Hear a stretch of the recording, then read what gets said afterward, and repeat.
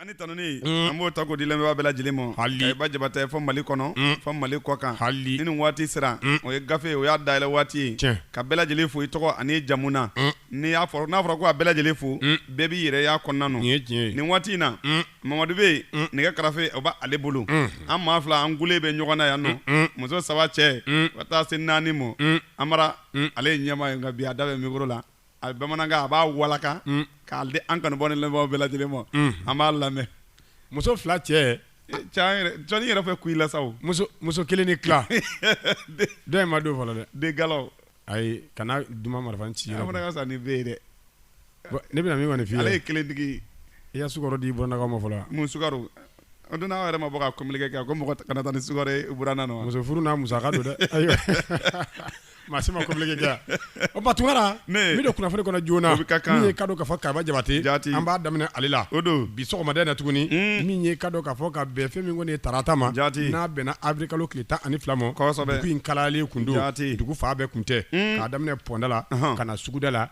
kele kun don ngami k'a sababu kɛ mun ye min ye kadɔ k'a fɔ gaz lacrymogène ani gabakurun olu kun gɛn bɛ sinankunma ye polisilakaw ani ka ɲɛsin kadɔ fɔ katakata ni bolibaw ma a kɛn bɛ basi k'a na dɛsɛ an kumana min ye fura sɔrɔ dɛ ko in na nka min ye kadɔ k'a fɔ kunnafoni min b'a kɔrɔ musolaka minnu filɛ nin ye kadɔ k'a fɔ Kayindi muso jɛrɛjɛkulu olu kɔni bɛ ka baara dɔ boloda baara min bɛ yen ko kabi min kɔni ye araba 6h du matin olu ni katakatani bolilaw bɛɛ bɛ boli ka bɔ ka ɲɔgɔn sɔrɔ darali la ka kunnafoni digɛ fo place ka di i ka dɔn k'a fɔ min kɔni katakatani bolila ninnu ma ka sababu kɛ nasɔngɔ tɛ bɛrɛ ye olu dun bɛ bɔ i ka dɔn k'a fɔ fo yɔrɔ jan ka katakatani ta dasi 20 ka n'u ka na san ka segin ka taa i ka dɔn k'a fɔ fɛn min kɔni u ka tobiliw kɛ nin sunkaloba in nɔ a kɛn bɛ gɛlɛyaba ye o tuma ni katakatani n'olu ma jɔyɔrɔ sɔrɔ a bɛ komi olu musow di pinina k'a sababu kɛ telimani bɛɛ tɛ se k'o ta o sɔngɔ ka gɛlɛn n'i ye 100 bɔ i ka dɔn k'a fɔ nasɔngɔ nɔ aw minnu ka nasɔngɔ ye 300 ye a tɔ bɛ to 200 ye nasɔngɔ yɛrɛ 300 ka ca sisan 300 bɛ fɛn sɔrɔ sugu la a ka ca 200 bien 150 e bɛ taa musa n'o ye ji tulu bɛ ji bɛ kɔgɔ bɛɛ sɔrɔ dɔrɔn a banna n'o don i yɛrɛ ka don ga la an ka taa Tunkara a ko i ka dɔn k'a fɔ tuma araba kabi 6h du matin musolakaw bɛ ka wele bila ɲɔgɔn ma ani katakatani bolila tɔw u bɛna bɔ ka kunnafoni digɛ Kayindi darali la o tuma kana fɔ min kɔni ye pɔnda fan fɛ a tɛ kɛ basi ye k'a na bɛ dɛsɛ k'a sababu kɛ min ye k'a daminɛ fɔ ATT-bugu ka taa bila fɔ Bagafuru la ka taa bila fɔ min kɔni ye Fala kɔfɛ fɛn o fɛn kɔni ye ba kɔfɛla ye a muso bɛɛ katakatani bɛ taa ligne o ligne kan ne ko katakatani y'a ka place fɔlɔ sɔrɔ o musow bɔra ka grève de wa Tunkara n bɛna min f'i ɲɛna i tɛ fɛn dɔn i ka dɔn k'a fɔ i t'o ja dɔn f'o ka tigɛ i la n'a tigɛr'i la i b'a ja dɔn a m'o tun bɛ yirinin kɔrɔla nɔ ye o k'u ka bɔ yen mais u k'a ɲɛɲini ɲi ɲɛma jɔlen na ni fɛn dɔw bɛ yen Amara Tarawele n'a ɲɛɲinina ɲi jama jɔlen na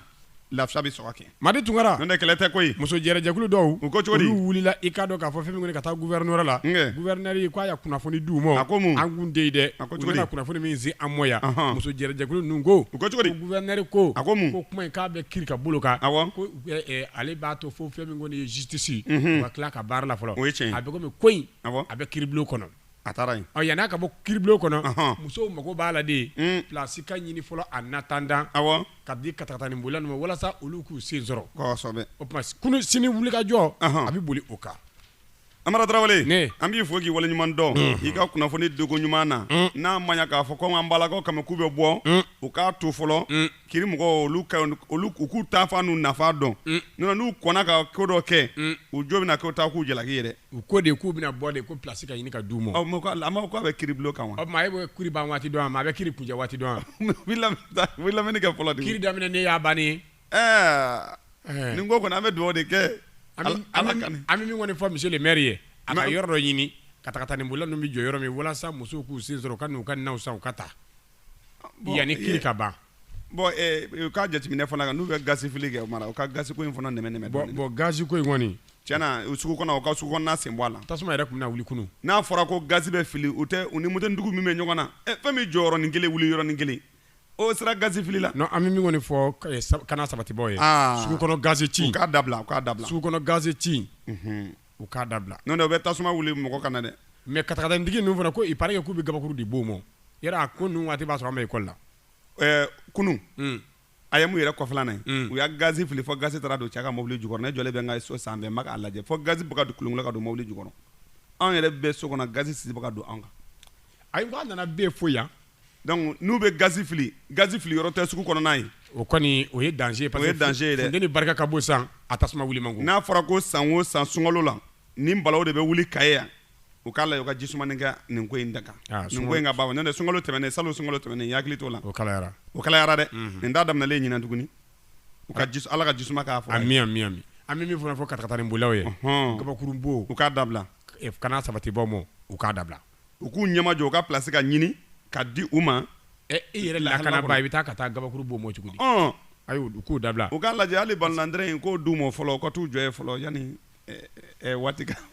yanni place ka sɔrɔ n da t'o kuma rɔ Amara Traoré i bolo don an ka taa kunnafoni min don a kɔnɔ dɔn joona min donna kunnafoni kɔnɔ min bɔ ni kunnafoni gafe min ye u ko cogo di o ye k'a dɔn k'a fɔ fɛn min kɔni ye direction régionale de la commerce ale kɔni ka fɛn min kɔni ye kunnafoni ye a ko cogo di a y'a wuli ka jɔ kɛ ka fɛn min kɔni ye prix k'a fixer prix o ye fɛn minnu bɛ yen n'olu bɛ dun olu sɔngɔ a y'a o bɔ k'o ben min ye k'a dɔn k'a fɔ kunnafoni bɔra k'a ben arrêt numéro 2022 0865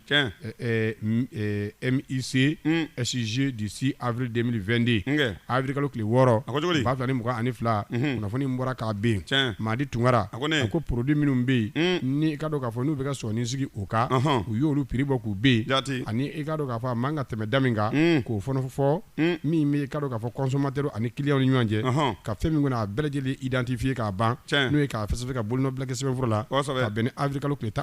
11 2022 min ye directeur régional Fuseni Bamba ale ka fɛn min kɔni ye bolonɔ b'a la inspecteur de service économique don a ko cogo di a ko min ye riz brisure non parfumé malo min bɛ yen ni malo wusu tɛ k'o tɔni 70,000 350 000 francs o tɔni kelen la tonne o b'a yira k'a fɔ a kilogramme kelen 375 francs 75. donc o dɔ jiginnen o dɔ bɔlen a komi ne tɛ malo détail san ne b'a caman de san ɲɔgɔn fɛ bon détail sannaw de bɛ se ka nin dɔn ni min bɔra la n'o ka ca a kilogramme kelen kɔni kilogramme o ye 75 ye o ye malo wusu tɛ dɛ an ka taa a ko min ye k'a dɔn k'a fɔ sucre kosɛbɛ min ye k'a dɔn k'a fɔ a sukaro min bɛ sɔrɔ an yɛrɛ ka sigida la yan u b'a fɔ min ma ko sucre local ko o kɔni ye k'a dɔn k'a fɔ 23 000 francs le sac de 50 kg a 50 bɔrɔ kelen kilo 50 bɔrɔ aw bɛ min dɔn bɔrɔnin dasaralen i ka dɔn k'a fɔ ko o bɛ bɛn i ka dɔn k'a fɔ 400 ani 600 ma o b'a yira k'a fɔ k'a kilo kelen kan ka bɛn dasi 100 ma wa 120 don o sukaro fana bɛ ɲɔgɔn ye sukaro kilo 120 de dɛ sucre importé sucre min bɛ yen n'a bɛ bɔ jamana kɔfɛ ka na i ka dɔn k'a fɔ ko o bɔrɔ 5000 a bɔrɔ kelen ye 5000 ye 50 kilogramme bɔrɔ o ye 5000 ye ɔ ko i ka dɔn k'a fɔ min bɛ tali kɛ ka ɲɛsin kɛ o kɔni détail ma astafurla o ye 27 500 ye 27 500 jati 5000 ani 5000 ani buruburunin don dɛ 5000 ni 400 5000 ni 500 27 500 awɔ 5000 ni 500 o y'o don 25 000 francs o tɛ 5000 ye o ye 5000 ye 26 000 francs o tɛ 5000 ni 200 ye o don 27 000 francs o tɛ 5000 ni 400 o don ka 100 fara o kan 5000 ni 500 don o tɛ o don comme sun bɛ k'a minɛ sun kelen k'a minɛ koyi o tuma i ka dɔn k'a fɔ ko o détail an ka cogo di 600 francs 120 farine de blé min ye farani ye i ka dɔn k'a fɔ ko o ye 5000 ye a 50 a bɔrɔ 5000 donc a détail placé fɛn de ye donc détail placé fɛn de ye ciment local 105 000 francs 21 o détail ye joli ye o tɔni détail t'o la n'a y'a sɔrɔ i bɛ kɔnɔsulu jɔ la i bɛ détail san kɛ n'o tɛ maa min bɛ sojɔ kɔnɔ o bɛ tɔni de san ciment min bɛ bɔ an yɛrɛ fɛ yan n ko dɔw fana se ye bɔrɔ kelen ye ka taa fɛ ko dɔw kɛ i t'a to a ka nɔgɔya ciment min b'an fɛ yan an kɔni b'an da to ciment ka jigin na ciment min b'an fɛ yan o ko cogo di a tɔni kelen 21 a yɛlɛla kojugu n k'a tun bɛ ka feere 25 u k'a lajɛ hali ka dɔ bɔ a la fandɔn ka ca koyi fɔlɔ a tun bɛ feere 18 17 19 15,500 mais sisan depuis embargo nana a yɛlɛla a balila ka taa 25,000 la ne yɛrɛ y'a tɔni kelen san 25,000 passé senda la n delila k'a sa 25,000 embargo in kɔnɔ et puis min y'a ne dabala ban dɛ fɛn min bɛ yen n'a yɛlɛla o tɛ jigin ayiwa o de y'a ne dabala ban ni min yɛlɛla ko gɛlɛya b'a la min nɔgɔya kɛra o tɛ jigin ayiwa kangari ka da a ko n t'a bannen ye dɛ min ye k'a dɔn k'a fɔ fɛn min kɔni ye wuli ka jɔ ka kɛ ka nin prix ninnu ka se ka fɛn min kɔni ye a labato baara ka kɛ nin kɔnɔna na walasa nɔgɔya bɛ se ka na an ka sigida la cogo min na min ye Madi Tunkara min ye nin kunnafoni ye a bɔra min ye direction régionale du commerce de concurrence ale ka fɛn min kɔni ye bureau kɔnɔ kunnafoni bila nin ye an y'an zoni sigi min kan ka bɔ fɛn min kɔni ye direction régionale de la commerce ale ka bolo kan o ɲɛna Amara Tarawele an b'i fo k'i waleɲuman dɔn i ka walala ko cɛ ɲuman na n'a ma ɲa k'a fɔ k'u bɛ ka jigini kɛ ni jigini kɛra halisa u ka jigini kɛ ka taa fɛ n'o tɛ fɛn minnu bɛ yen n'olu yɛlɛla olu tɛ ka jigin o de y'a dɔn jugumanba ye da ye a fɔra ko marigo in na ko malo ko dɔ bɔra la mun ko marigo kɛ embargo a bɛɛ tɛ kelen a bɛɛ tɛ marigo de ye embargo a bɛɛ tɛ a fɔra ko malo ko senda la ko carburant senda la an ka ɲɛ b'a la olu bɛɛ gɛlɛyalen don dɛ carburant gɛlɛyala malo gɛlɛyara embargo dun ma ban fɔlɔ a donc k'a lajɛ halisa ka jigin dɛ sukaro kɔni o kuma t'a rɔ ɲinan mɔgɔ si tɛ ka taa sukaro di hali buraw ma i ma taa n'a ye mɔgɔ gɛlɛya bɛ a f'i ma taa n'a ye n'o tɛ hali sini mɔgɔ bɛ taa n'a ye Amara ne i tɛgɛ don an ka taa Madi Tunkara Yirimasa ni de kunnafoni kɔnɔ i ka dɔn k'a fɔ Mali den fanba olu kɔni bɛ ka fɛn min kɔni ye kulakali sɔrɔ dɛ o ye mun ye u b'a fɔ min ma ko base sur les réseaux sociaux ko ma ɲaga i ka dɔn k'a fɔ réseaux sociaux kan o dabɔlen don dɛ a ko min ye i ka dɔn k'a fɔ kumaso minnu bɛ wele ko France 24 ani RFI ko jamana ɲɛmɔgɔw ya olu kɔni bali an ka jamana kɔnɔna na ko nka ko min kɔni kɛra baasi ye dɛ min ye an ka ministre des affaires étrangères n'ale ye ka dɔn k'a fɔ Abdoulaye Diop ye ko ale taara k'o ya interview accordé ni RFI o taara kɛ ka da mun kan o tuma ko munna k'u y'a fɔ ko tiɲɛ fɔlɔ tɛ ko munna ko Abdoulaye Diop ko o taara ka taa fɛn min kɔni ye interview accordé ni RFI ɲininkali gɛlɛn Maliden fama ko k'a ma bɛn u mɔ a kɛ mɛ ka dɔn k'a fɔ funufununden wulilen don k'a jɔ réseaux sociaux kan k'a sababu kɛ min ye RFI ye a trace foyi tɛ an ka Mali kɔnɔ bilen a tɛ sɔrɔ internet kan a tɛ sɔrɔ YouTube kan a tɛ sɔrɔ i ka dɔn k'a fɔ chaîne kan a tɛ sɔrɔ foyi kan nka min kɔni ye n'i y'a sɔrɔlen téléphone kɔnɔ maa minnu bɛ Faransi ye n'o ye an ka fɛn min kɔni jamana kɔnɔdenw ye olu de b'a sɔrɔ ye k'a passer ɲɔgɔn ma partager dɛ o de bɛ anw b'a sɔrɔ yan n'o tɛ RFI foyi tɛ sɔrɔ hali n'i don u ka site kɔnɔ inaccessible o tɛ lasigidenw ye de an ka maa minnu bɛ yen an ka maa minnu bɛ yen an ka tunkarakɛ minnu bɛ yen lasigidenw tɛ dɛ mais olu t'a kalama k'a fɔ ko a interdit don yan wa ni Abdoulaye Diop kumana na olu tɛ b'u kalama wa Abdoulaye Diop man ka taa kuma kan a interdit don e ka jamana de kɔnɔ n ko e ka kuma de b'o kan ayi nin ye mankan ye dɛ o tuma min kɔni ye ka dɔn k'a fɔ jamana kɔnɔdenw bɛɛ lajɛlen kɔni bɛ k'i ta fɔ k'u b'i fɛ k'an don dibiro de i ka dɔn k'a fɔ ko n'o tɛ k'u yɛrɛw ni Faransi RFI k'u da bɛ file kelen na i n'a fɔ kunnafoni y'a fɔ cogo min a ko n'i kɔni ya kumaso gɛn ka bɔ i ka jamana kɔnɔ i ma taa o jamana kan cogo i ka jamana kɔnɔdenw bonya kɔsɔn u karama kɔsɔn i man ka hali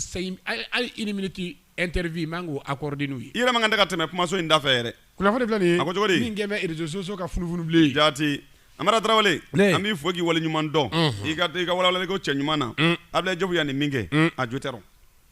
parce que jamanadenw jigi bɛ aw de kan ni jamanadenw jigi bɛ aw kan aw y'a fɛn min interdit a ka jamana kan e taara kuma don o yɔrɔ kelen la fana tuguni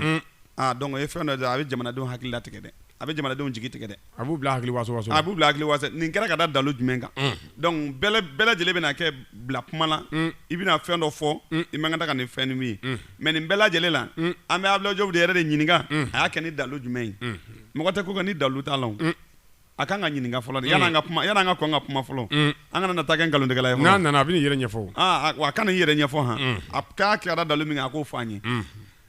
Mara i tɛgɛ don an ka taa Madi Tungara yiri masa sɔrɔ dogodogonin nɔ kunnafoni mi don a kɔnɔ maliwe.net Africa kileta ani 2 2022 kunnafoni bɔra dɛ bɛ taa primature la min ye ka dɔ fɔ bureau kura min bɛ wele ko CRM i ka dɔ fɔ o kɔni bisimila la premier ministre Sukeli Kokala Mayiga fɛ kunnafoni bɔra k'a bin ka bɛn ni Africa kileta ani 2 ye 2022 premier ministre chef du gouvernement monsieur Sukeli Kokala Mayiga a y'a bisimilali ta ntɛnɛndon n'a bɛnna Africa kileta ani 1 ma 2022 ka délégation dɔ bisimila délégation min bɛ wele ko centre étude et de réflexion au Mali CRM i ka dɔn k'a fɔ a kun ɲɛmaya walima i ka dɔn k'a fɔ maa min kun bɛ k'u conduit o kun ye vice président ye madame Assetou Fune Samake i ka dɔn ale min ancien ministre ye i ka dɔn fɔ l'ancien premier ministre fana Musa Mara i ka dɔn k'a fɔ ale fana kun b'a rɔ membre min fana bɛ yen i ka dɔn k'a fɔ ni olu fana se ye i ka dɔn k'a fɔ nin ko in a yegubali ye o caman kun bɛ a rɔ min ye nin jɛkulu in yɛrɛ k'a créera n'o ye k'a bange san 2015 centre d'étude de réflexion au Mali CRM i ka dɔn k'a fɔ min ye nin wulikajɔ ye u ka wulikajɔ fanga bɛ taa Mali yɛrɛ a bɛ se ka taa basigi ka cogo min fɔɲɔgɔnw de bɛ boli o kan ani ka taa ka ɲɛsin kɛ gɛlɛya minnu bɛ an ka jamana yɛrɛ kɔnɔ o jamana ninnu bɛ se ka o gɛlɛya ninnu bɛ se ka wuli ka bɔ an ka jamana kɔnɔ cogo min jango kɛrɛnkɛrɛnyana min ye ali farafinna ye a ko min bɛ taa ka ɲɛsin kɛ nin ko in ma u y'a wuli ka jɔ kɛ ka premier ministre ka ale sɛgɛrɛ ni kɔrɔfɔɲɔgɔnya ye kɔrɔfɔɲɔgɔnya min bɛ taa ka ɲɛsin gɛlɛya minnu bɛ yen n'u bɛ se ka min t'a la u k'o t'a la ancien premier ministre Musa Mara a y'a foli ta ka ɲɛsin Sukeli Kokala Mayiga ma a kɛlen k'u bisimila ka jɛn ni u bisimilali ye a mana gɛlɛya cogo cogo waati mana koro cogo cogo a sɔnna k'o kɛ ka audience ta ni u ye min ye premier ministre kɔrɔ ye Musa Mara a y'a bonyamasegin ta ka ɲɛsin chef du gouvernement ma k'a féliciter kosɛbɛ ka tila k'a encourager a bɛ ka baara kura minnu dabɔ a k'i sen don o fɛ wa i ka dɔn k'a fɔ min ye jamana in ye n'a échouera i ka dɔn k'a fɔ premier ministre kelen ma échoué jamana kɔnɔden bɛɛ de échouera o tuma k'u jija jamana kɔnɔdenw mago bɛ min na o ka se ka kɛ u y'a kɔrɔfɔ caman fɔ ɲɔgɔn ye gɛlɛyaba minnu bɛ i ka dɔn k'a fɔ politique ko bunakun yɛrɛ kan ani jamana in yɛrɛ kɔnɔna na dadon kɛra nin caman nɔ walasa min b'a to k'a fɔ fɛn min kɔni bɛɛ lajɛlen ka se ka ɲɔgɔn sɔrɔ kurun kelen kɔnɔ kuru min ye kelenɲɔgɔnya kuru ani hakili kelentigiya kuru ye kunnafoni filɛ nin ye min bɔra primature la Amara Tarawele an b'i fɔ k'i waleɲuman dɔn bamananw ko ten ko jɛ ka baro o ye damu ye hakilina falenfalen bɛ maanifinya jan fara ɲɔgɔn kan n'o ma min dilan kelenna ko tɛna nafa ɲɔgɔn kɔrɔ olu faralen ɲɔgɔn kan ka don da kelen fɛ ka bɔ da kelen fɛ ka na ni hakili ɲuman ye jamanadenw bɛ se ka lafiya sɔrɔ cogo min jamanadenw ka se ka basigi sɔrɔ cogo min o ye jamanadenw ka ala deli ye koyi ɲɛ b'a la jamana in bɛ ka taa ɲɛ dɔgɔ ye k'a bɛ ja dɛ a bɛ ka taa ɲɛ dɛ ala k'a ja ɲɛna ka k'an ɲɛna dɛ a kana k'an kɔ dɛ ala k'a ja ɲɛna n'o tɛ an bɔra kobilen caman da fɛ dɛ depuis Moribo tile fɔ Musa fɔ sisan an b'o ko kelen da fɛ e bɛ yɛrɛ jumɛn depuis waati jumɛn Moribo kɛ Moribo jumɛn président jumɛn tun bɛ yen fɔlɔ Moribo Keyita kɛ Moribo Keyita min ye premier ministre ya kɛ waati dɔ la wa walima ko président ko Moribo Keyita premier ministre Moribo ma k'i tile la koyi depuis a fɔra ko Moribo an bɛ ka président kɔfɛ i bɛ taa premier ministre de kɔfɛ ko depuis Moribo tile bon ayi o ma k'i ɲɛna a to mɔgɔw k'o lakale ɲɛna o tile la den di ye Amara Tarawele kana n boni jeli ye k'i boni jeli ye cogo di i bɛ jɔn birili pusi depuis Moribo tile an bɛ jamana in kɔnɔ koyi jamana in gɛlɛya bɛ yɔrɔ min an b'a dɔn jamana in yɛrɛ lafiya cogo bɛ mɔgɔ min bɛ yen k'o yɛrɛ nana ni jamana in ka lafiya yɛrɛ jamana président 3 jumɛn ni jumɛn Moribo Musa ani Miɲanga tɛ nin min filɛ an kunna sisan Asumu tɛ nin minnu bɔra olu nana n'u ye olu ta kun ye jamana gɛlɛya de ye o ninnu maa saba de nana jamana olu de ala ninnu maa saba kana faama dun fɔ ni wɔlɔsɔ ye ninnu maa saba de kɛlen bɛ ka jamana in basigi jamanadenw tiɲɛ kɔni na gɛlɛya b'an kan fɛn t'an bolo nka gɛlɛya kɔ o ye hɛrɛ de ye tiɲɛ don an bɛ Asumu fo a ka waleɲuman na Asumu de bɛ ka na jamana in basigi jamanaden bɛɛ bɛ lafiya la de ala ni Asumu n'o tɛ tɔ ninnu o nana jamana cɔrɔ ka d'an ma de Tarawele i tɛgɛ don an ka taa ala ka ni sababa bɛɛ Madi Tunkara kunnafoni min don a kɔnɔ les républicains Njekun ani Foroba Ɲada Africa kileta ani 2 2022 a bɔra ni kunnafoni ye dɛ a ko min ye bɛnbaliya ani gɛlɛya k'o cokolen don jɛkulu kɔnɔ jɛkulu min wele ko M5 RFP u ka maa 6 u y'olu gulo k'olu sen bɔ baara la k'o gɛn ka bɔ i ka dɔn k'a fɔ M5 RFP yɛrɛ kɔnɔ ko mun kɛra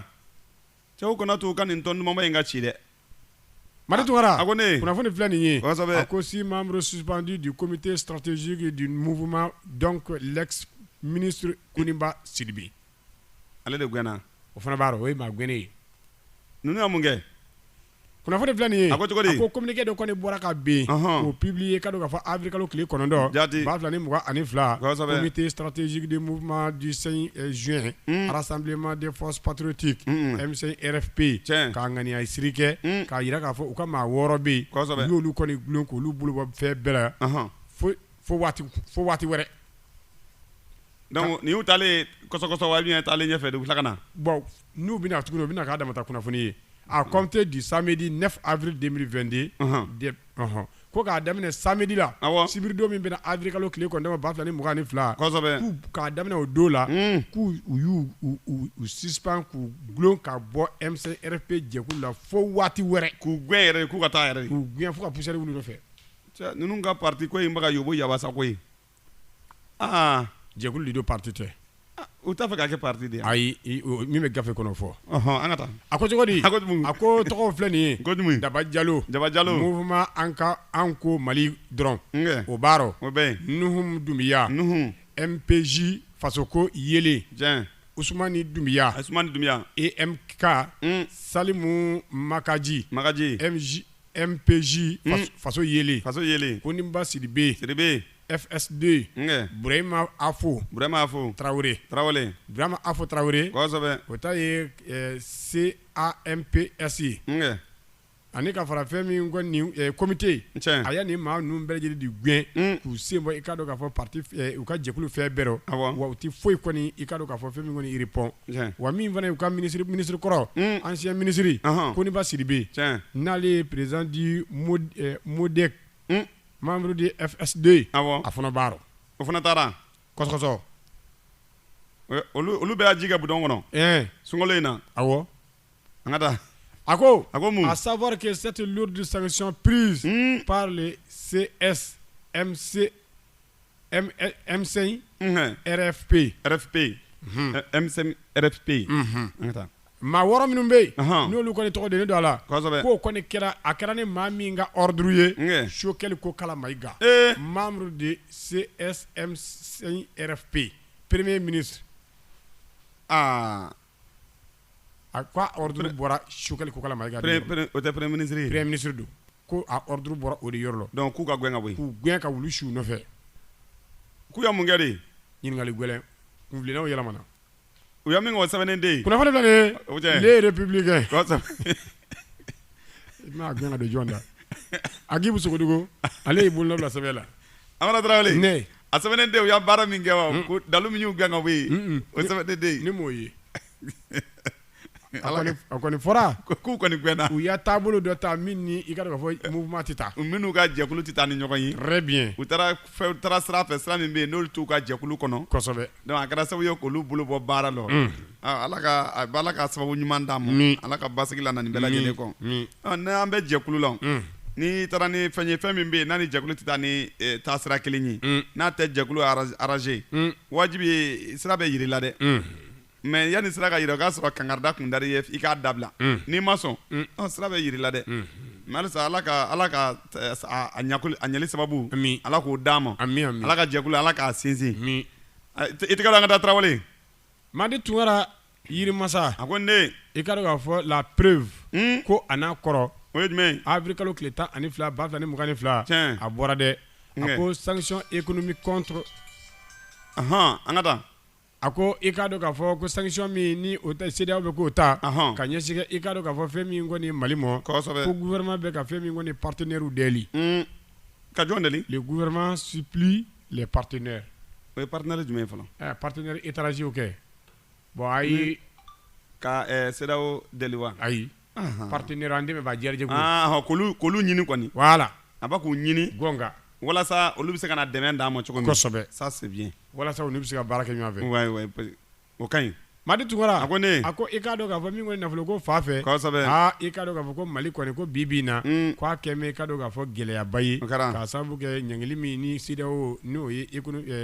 ye sanction économique i bɛ k'o ta k'o danga ko i ka dɔn k'a fɔ hali n'o y'a sɔrɔ u tɛ tiɲɛ kan k'u bɛ k'an dekunge u y'an degun o la sa min kɔni ye communauté internationale min ye ka dɔn k'a fɔ ale kɔni bulilen don k'i jɔ min b'a to k'a fɔ fɛn min kɔni ye Mali yɛrɛ bɛ se ka bɔ degun in kɔnɔna na a ko nka ko maa damadɔ de bɛ yen dɛ walima hakilila damadɔ de bɛ yen dɛ n'olu kɔni sen bɛ ko in na hali n'a nɔgɔyali ko bɛ i ka dɔn k'a fɔ maa damadɔ ye ko gɛlɛya bɛna don a kɔrɔ k'a sababu kɛ mun ye min bɛ tɛrɛ kɛ ka ɲɛsin i ka dɔn k'a fɔ an jugu minnu bɛ yen n'olu mago bɛ fɛn min kɔni ye fan wɛrɛ la olu kɔni tɛ a banni kɔni fɛ a ko nka min ye gouvernement ye ale kɔni bɛ ka wuli ka jɔ kɛ min ye partenaires étrangers ka se ka fɛn min kɔni wele blaguw ma u ka sigi u ka kuma u ka baaraw n'u don u ni ɲɔgɔn cɛ CEDEAO UEMOA ninnu kɔni u ka sanction da Mali kan ko nka ko halisa min ye ka dɔn k'a fɔ fɛn min kɔni Mali ye a bɛ k'i firifiri koyi wa bolonɔbila sɛbɛnfuraw la ani ka ɲɛsin ka dɔn ka fɔ hakilila kuraw ma u bɛ ka olu de ta koyi la cour justice de l'UEMOA ko i ka dɔn k'a fɔ o kun ye kunnafoni di kɛ min ye ka dɔn k'a fɔ fɛn min kɔni ye amunge a ka taa n y'a fɔ a ye n'an bɛ kunnafoni a ye wari ko kuma in dabila a ko min ye ka dɔn wariko su de bɛ ka dige la ne wariko su digilen don cɛ la dɛ Madi Tunkara a ko min ye la cour justice kana to k'i gɛn dɛ gafe kalan ka taa sa su digilen de la n b'i gɛn dɛ su digilen don cɛ la ko ka wariko kuma dabila o jɛ mɔgɔ si ma wariko kuma bi mɔgɔ ma wari yɛrɛ la yɛrɛ Madi Tunkara kunnafoni min don a kɔnɔ a ko la cour de justice de l'UEMOA n'o ye kiiritigɛso ye min bɛ UEMOA kunna k'o kun ye kunnafoni di kɛ k'a yamaruya ni sariya sen numéro 6 i ka 2022 i ka dɔn k'a fɔ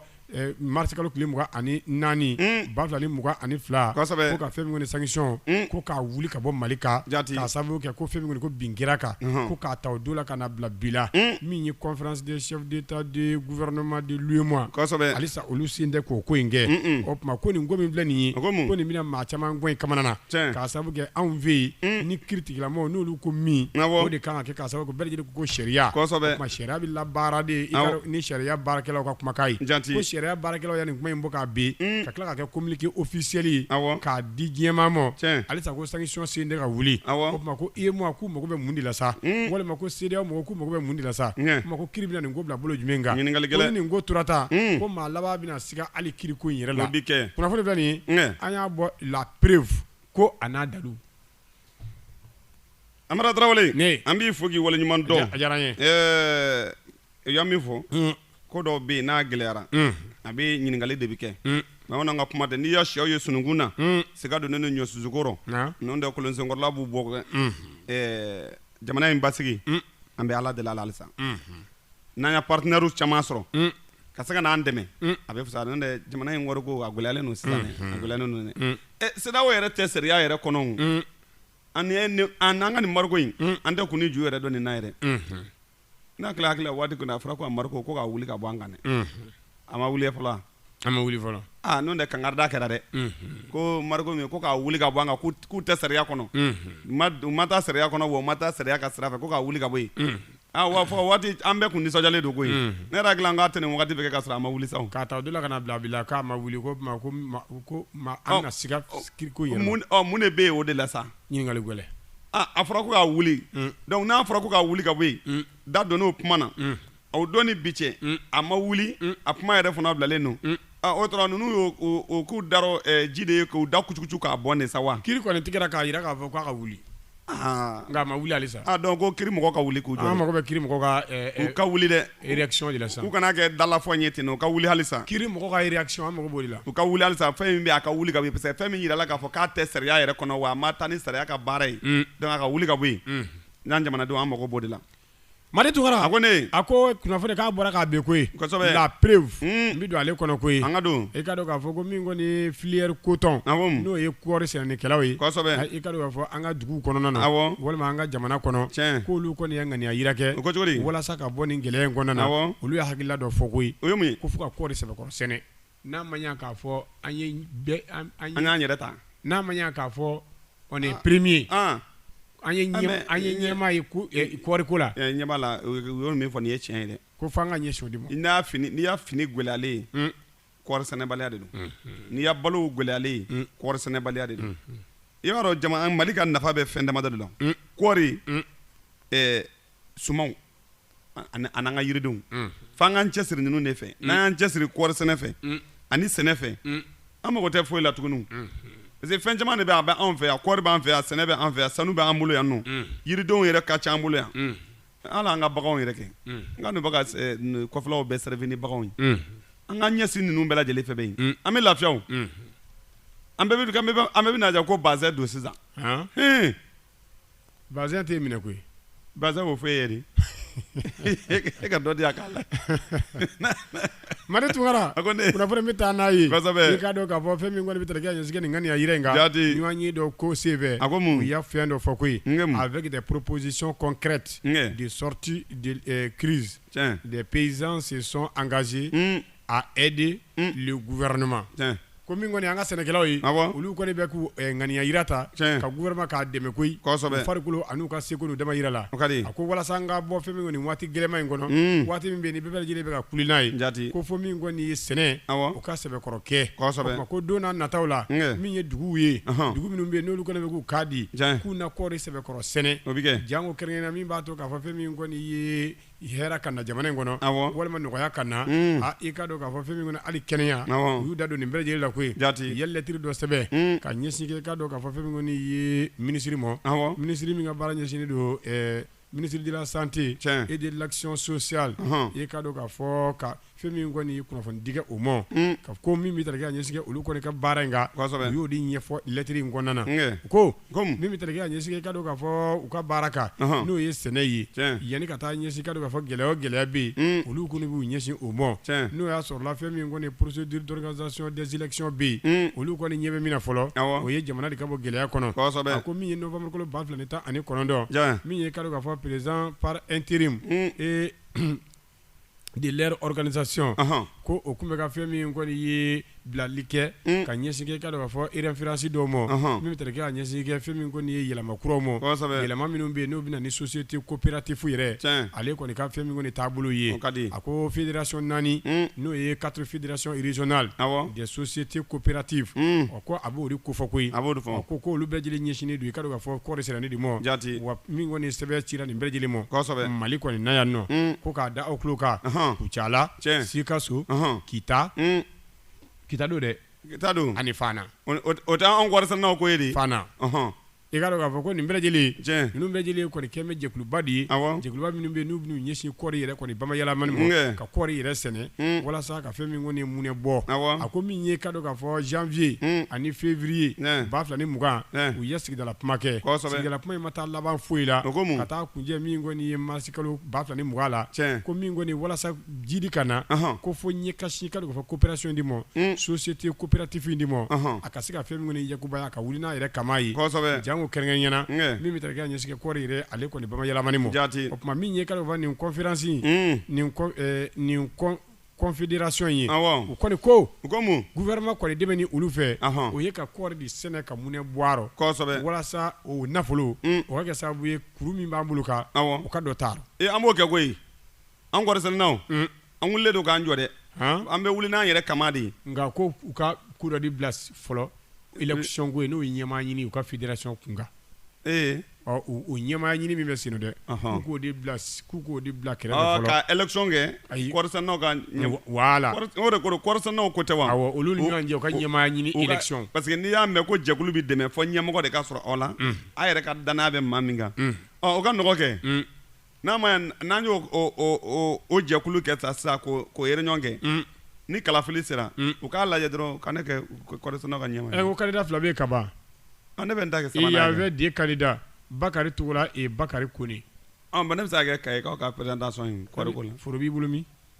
hectare ba joli b'i bolo Kaye yan wa jɔn b'i ta ne ta dugukolo ka bon yan koyi n cɛ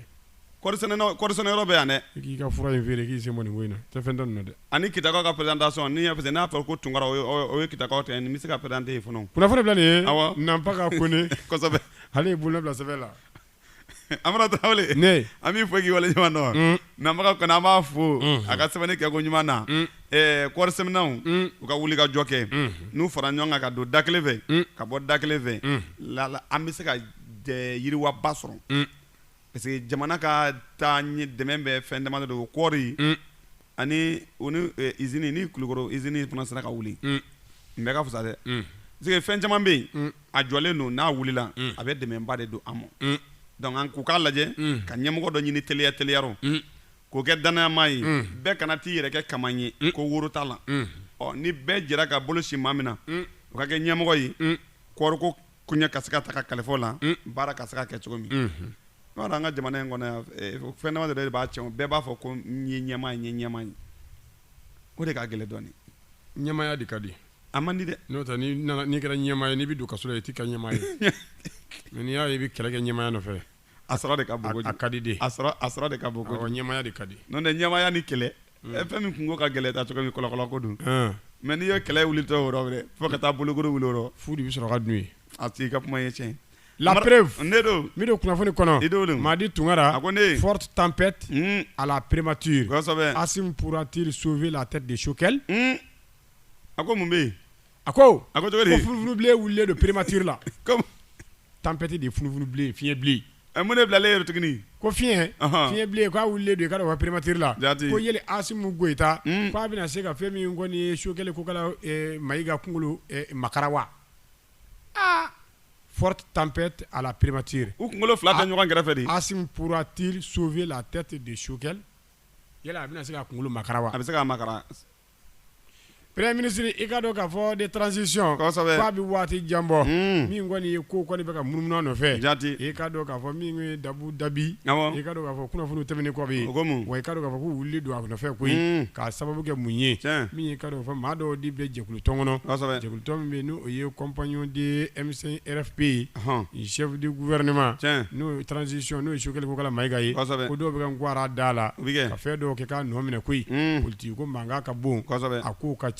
maa t'a bɛ dogo ɲɛ dɔn n'i tɛ sigi u ka bureau kɔnɔ a ko min bɛ tigɛ ɲɛsin kɛ fɛn min ko caman bɛ yen k'o bɛɛ i ka dɔn k'a fɔ Choguel ko kala Mayiga nɔfɛ juguya kisɛ bilen sen b'a rɔ wa i ka dɔn k'a fɔ ko wɛrɛw b'a kɔrɔ ko minnu bɛ yen n'a bɛ kɛ sababu yɛrɛ ye hali ka maa ɲugu maa nɔ a k'o fiɲɛ de wulilen don wa maa dɔw yɛrɛ fana b'a fɛ min ye Choguel ko kala Mayiga prématuré a ka bɔ a bolo sa maa wɛrɛ fana ka na o ni Assimi ka taa ko yɛlɛ ko Assimi k'a bɛna se ka fɛn min ko ni Choguel ko kala Mayiga k'a kunkolo makara wa k'a to a place nɔ wa Choguel ko kala Mayiga premier ministre de la transition est désormais un homme politique traqué de toutes parts.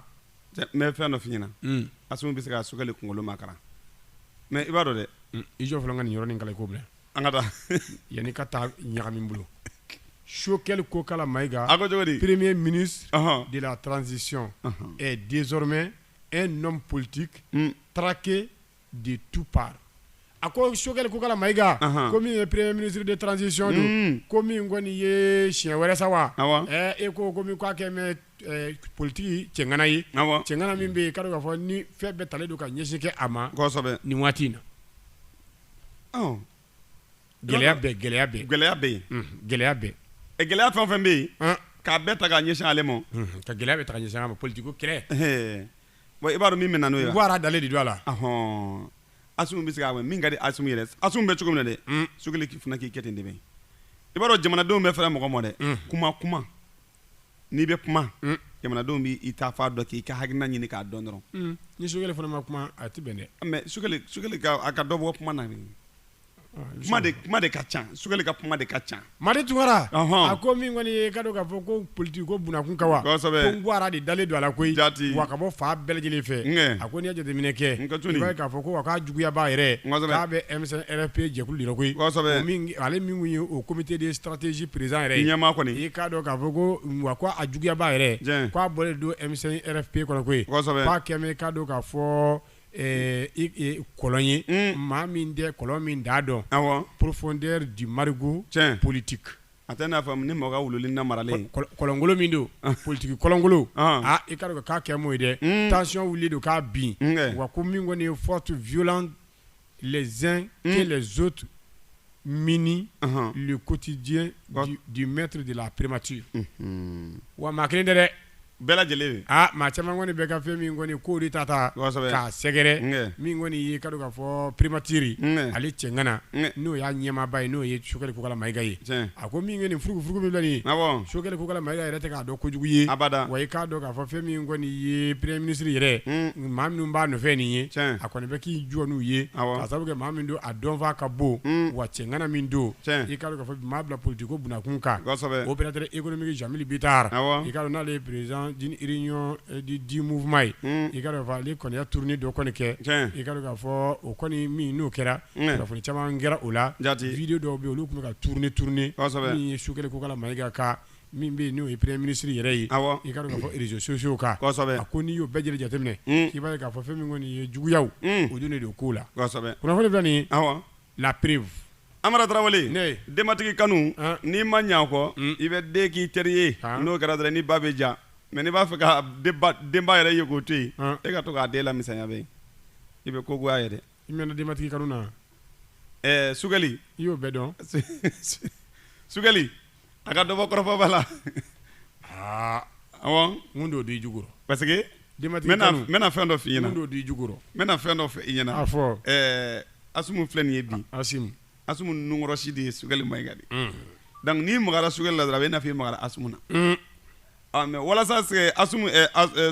fana bɛ se ka to sutura kɔnɔ ani bonya kɔnɔ fo Sogɛli fana ka dɔ bɔ kumaba de la n'o tɛ Sogɛli a fana bɛ baara la dɛ ni baarakɛla kɛra cogo o cogo i jugu bɛ cɛya ayi n'i ye baarakɛla ye wa i jugu bɛ cɛya dɛ nka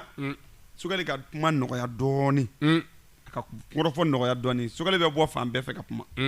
donc kumaba in a man ɲi i bɛ t'i yɛrɛ minɛ yɔrɔ dɔ la a k'o dabila dɔɔni n'a fɔra e ka dɔ wɛrɛ to e ka jɛkulu mɔgɔ yɛrɛ de kelen bɛ jugu ye o kɔni ko in yɛrɛ ye fan bɛɛ ye sa o tɛ fan kelen tuguni Sogɛli bɔra yɔrɔ min na olu tun t'a fɛ Sogɛli ka k'a ye donc olu bɛ wuli ka bila juguya la o ye wajibi ye an bɛ dugawu de kɛ Ala ka jamana in Ala k'a taa ɲɛfɛ Ala ka jamana Ala k'a taa Ala ka n'an segin kɔfɛ dɛ Ala k'an taa ɲɛfɛ halisa yan'u k'a kɛ nin Sogɛli Asumu an ka jɛ ka fara ɲɔgɔn kan bɛ yen jamana ka se ka lafiya sɔrɔ gɛlɛya min bɛ yen a ka wuli ka bɔ an kan nafoloko gɛlɛya min bɛ yen baloko gɛlɛya min bɛ yen u ka se ka wuli ka bɔ an kan cogo min parti politique kɛmɛ fila ni kɔ de bɛ yen ni nin bɛɛ farala ɲɔgɔn kan transition yɛrɛ bɛ ɲɛ yɛrɛ a bɛ ɲɛ kɛ mais nin b'i ta kɛlɛ la nin b'a ta kɛlɛ la nin b'a ta kɛlɛ la nin b'a ta kɛlɛ la Ala m'an kisira ni an y'a kalafili maramatɔ kɛ nin jugu in nɔ coup d'état wɛrɛ bɛ kɛ a bɛ kɛ dɛ parce que sɔrɔsiw tɛna t'u ka faw ni sɔrɔsiw y'a d'u ma n'u m'a k'a kɛcogo u bɛ n'a minɛ tuguni o ye wajibi de ye e tɛ se k'i sigi ka bureau climatisé kɔnɔ ka nin to fɔrɔn na ayi o tɛ se ka kɛ dɛ min bɛ kɔfɛla na k'o ka wariw minɛ k'o dun i bɛ bɔ de i bɛ bɔ de dɛ Madi Tunkara le républicain kosɛbɛ Jekun ani Foroba Ɲada a ko cogo di a bɔli min kɛ avril kalo tile 12 2022 a bɔra ni kunnafoni ye dɛ kunnafoni bɛ jɔn kan dɛ Jigiba Keyita u k'ale de ma ko PPR secrétaire général du parrainage o don ministre kɔrɔ fana don a ko min bɛ ka tɛmɛ Faransi bi ko maa kan k'a ko filɛla na dɛ kunnafoni filɛ nin ye a ko min kɔni kabi jaabi kunfɔlɔw bɔra k'o bɔ k'o bɛ k'a yira k'a fɔ ko min kɔni diɲɛma olu kɔni bɛ ka position ta i k'a dɔn k'a fɔ ko Macron ko ale kɔni wulila k'i jɔ fɛn min kɔni ye Marine Le Pen ko fo ka fɛn min kɔni ye a senkɔrɔma don Macron Nations Unies nationalité minnu bɛ yen k'a dɔn k'a fɔ ni olu kɔni bɛ diɲɛ magobatigiw don n'olu kɔni bɛ dɛmɛ ta ka se disibaw yɛrɛ dama ma a ko i k'a dɔn k'a fɔ ko droite min ye k'a dɔn k'a fɔ fɛn min kɔni ye kunifɛ bolo kan min ye Jean-Marie Marine Le Pen i k'a dɔn k'a fɔ n'ale bɛ ɲɛmaa ɲini na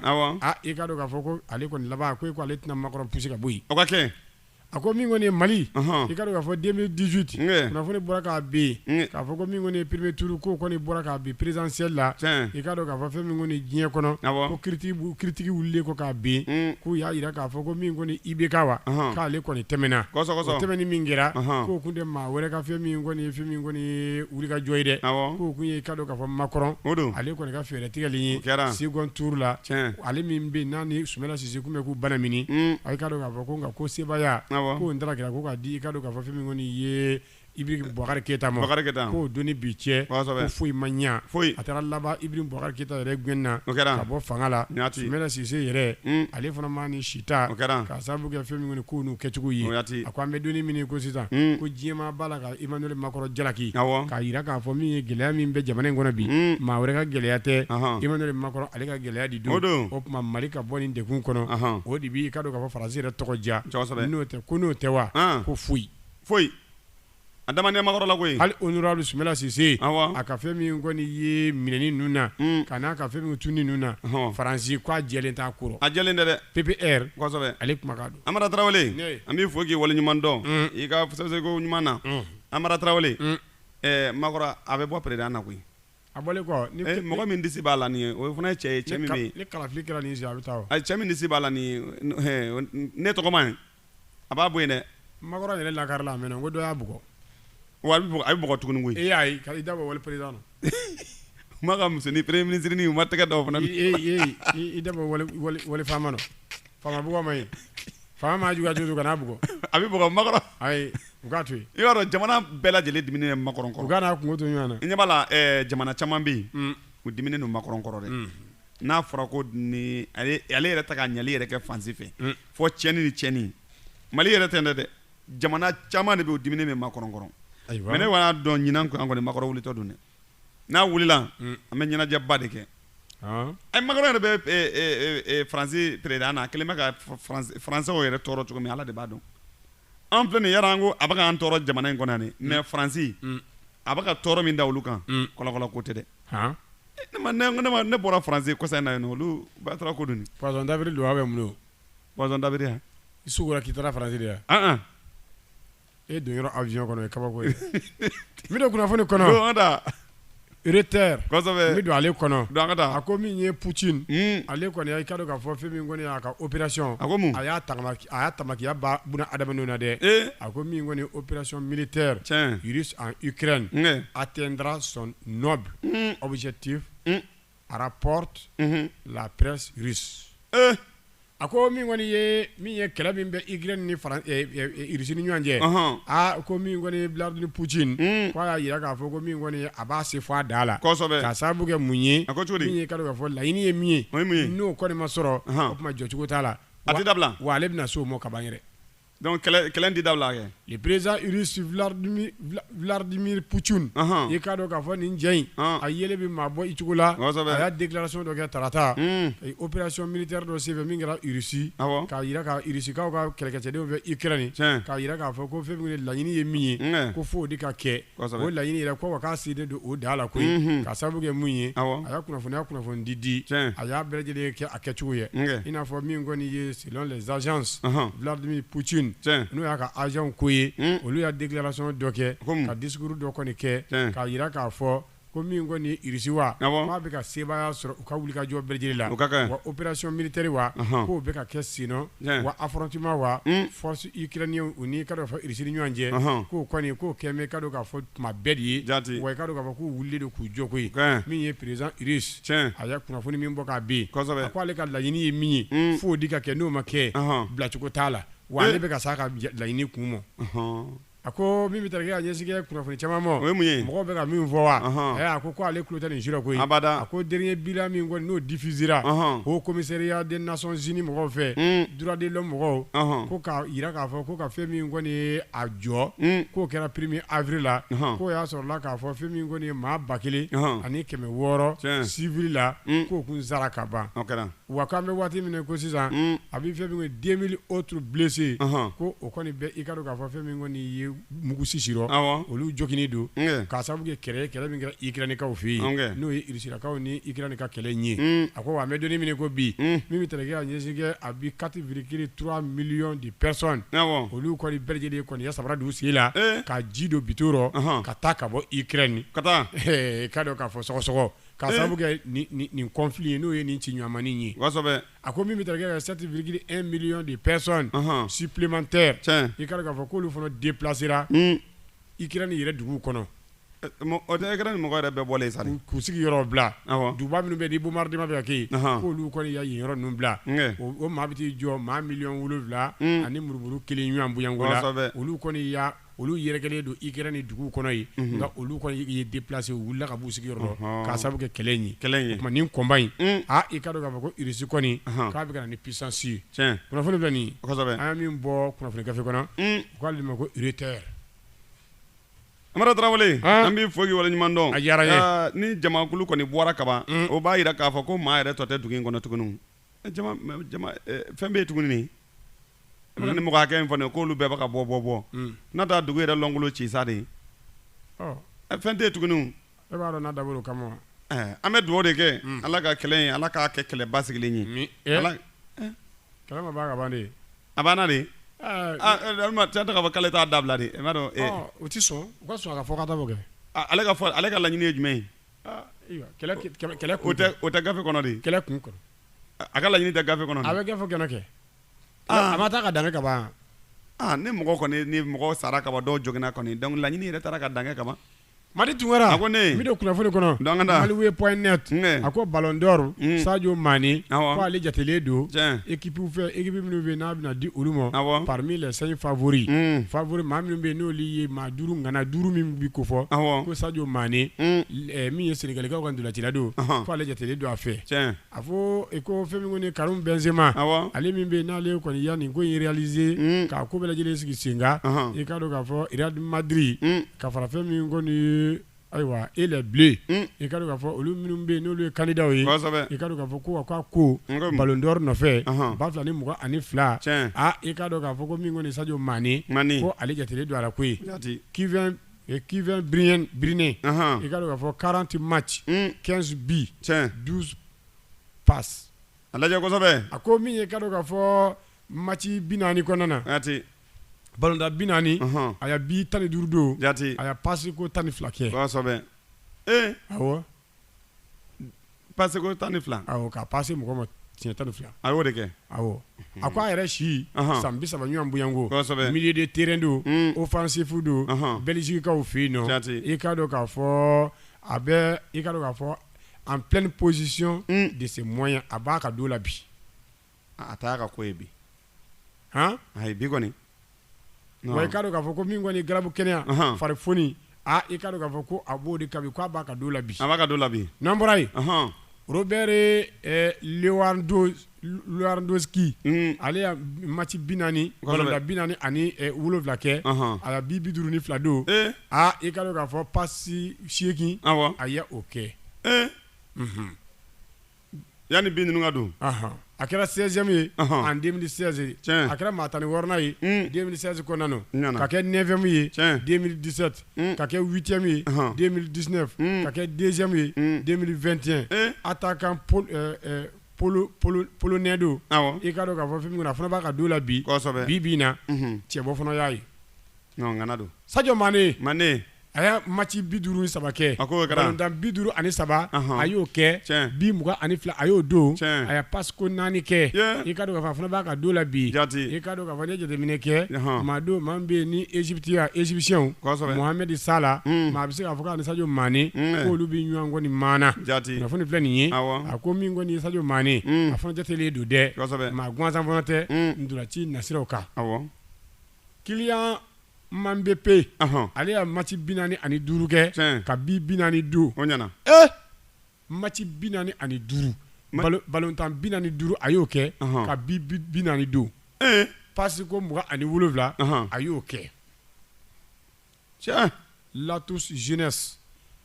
a ko bibi na i ka dɔn k'a fɔ a fɛnɛ a jatelen fana don koyi maa min don a si bɛ sanni 23 la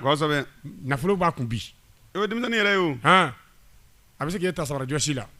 hali n'a ma ta sabara jɔsi la o tuma ninnu filɛ nin ye ninnu kɔni bɛɛ i ka dɔn k'a fɔ jɔyɔrɔ ɲini na jɔn bɛna harijɛgɛ bɛna don a la o tuma an bɛ dugawu de kɛ sa Ala k'a kun cɛ segu ɲuman d'a ma Ala k'an garisɛgɛ don a rɔ Ala k'an garisɛgɛ don a rɔ Amara Tarawele an b'i fɔ k'i waleɲuman dɔn ninnu ka nin ko in Ala k'a garisɛgɛ ko ɲuman Ala k'a nɔgɔya u bɛɛ lajɛlen ninnu bɛɛ y'u cɛsiri koyi o bɛɛ y'u cɛsiri n'an bɔra yen an bɛ taa min an bɛ don i ka dɔn k'a fɔ kunnafoni gafe kɔnɔ an ka taa yen Maliway.net don kunnafoni filɛ nin ye a bɔra k'a ben Mariamu Sisoko i ka dɔn k'a fɔ ale ka fasiri don a ko cogo di dɛ a ko mun a ko an ka taa an ka fɛn min kɔni ye sugu kɔnɔ o ko mun bɛ yen sugu kɔnɔ augmentation des prix de certains denrées de première nécessité au marché. Les explications du ministre Mahamudu Ould Mohamed. A ko an ka dunfɛn dɔw bɛ yen an mago tɛ taa fɛn minnu kɔ fiyewu k'olu dɔw kɔni ko olu kɔni sɔngɔ yɛlɛla kosɛbɛ min ye kadɔ k'a fɔ ko min ye minisiri ale kɔni ɲɛfɔli kɛ minisiri min jɔ ko Mahamudu Ould Mohamed. Les sursaut a y'a bɔli min kɛ i ka dɔn k'a fɔ ka bɛn ni kalo ale tile 11 2022 a kumana a ko jumadon avril kalo tile 8 tɛmɛni 2022 ko salle de conférence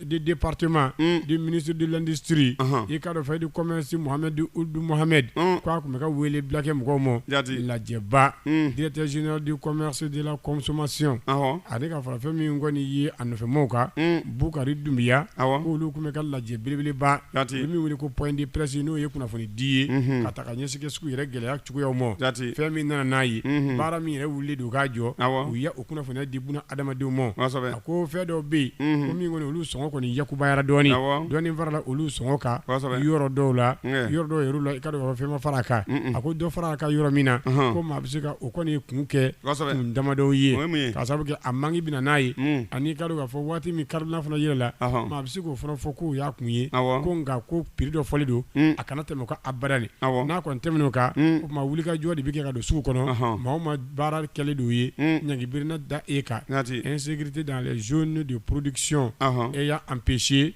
le déroulement normal des travaux champêtre ko min kɔni ye ka dɔn k'a fɔ insécurité fana o nanen don ni a ye k'a sababu kɛ yɔrɔ dɔw bɛ yen maa jugu ya mɔgɔ bali baara la yen o fana nana ni a gɛlɛya dɔw ye a ko nka a n'a ta o ta ministre de l'industrie et du commerce a y'a i ka dɔn k'a fɔ kunnafoni di kɛ ka yirali kɛ k'a situation k'a ka lajɛ ji ɲɛma jɔnni na ka veiller a kan min b'a to k'a fɔ buna adamadenw a kana taa kɛ sɔngɔ damatɛmɛ yɛlɛ ye k'u dɛsɛ a ko an bɛ donnin min ye ko sisan min ye ka dɔn k'a fɔ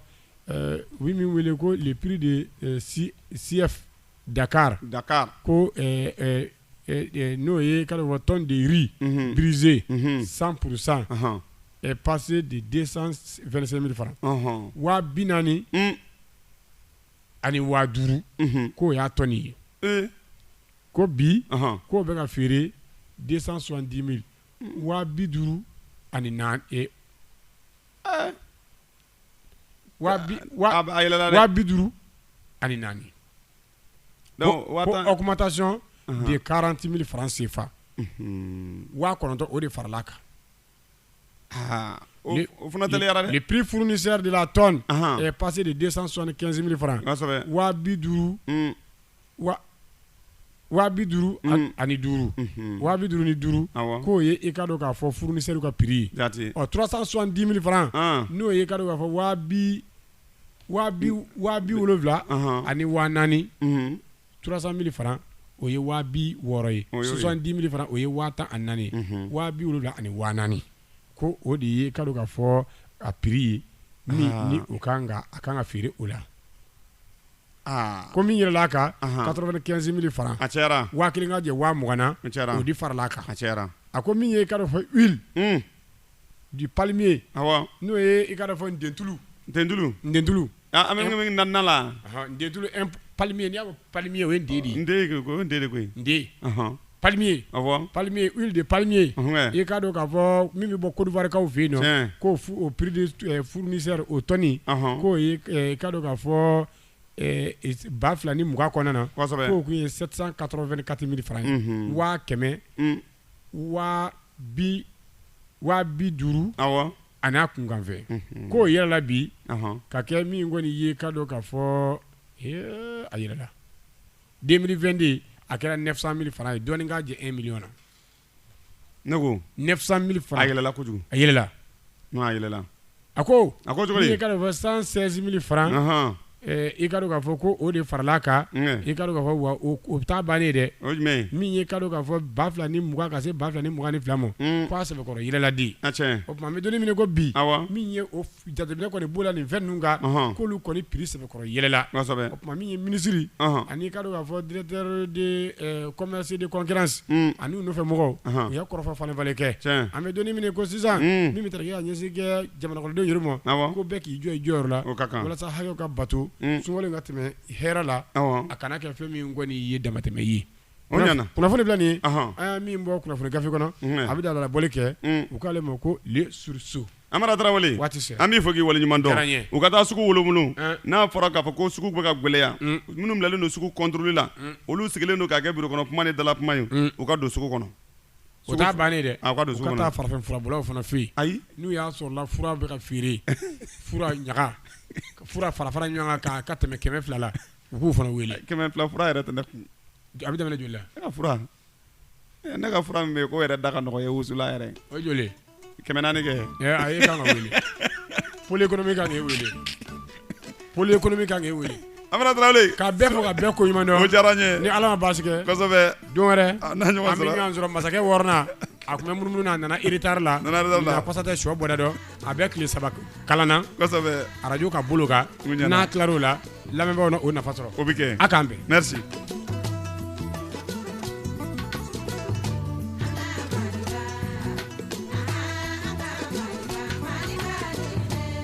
foli ani tanuni an b'o ta k'o di lamɛnbaa bɛɛ lajɛlen ma Kayiba Jabatɛ fɔ Mali kɔnɔ fɔ Mali kɔkan ni nin waati sera o ye gafe o y'a dayɛlɛ waati ye ka bɛɛ lajɛlen fo i tɔgɔ ani jamu na n'a fɔra ko a bɛɛ lajɛlen fo bɛɛ b'i yɛrɛ y'a kɔnɔna na nin waati in na Mamadu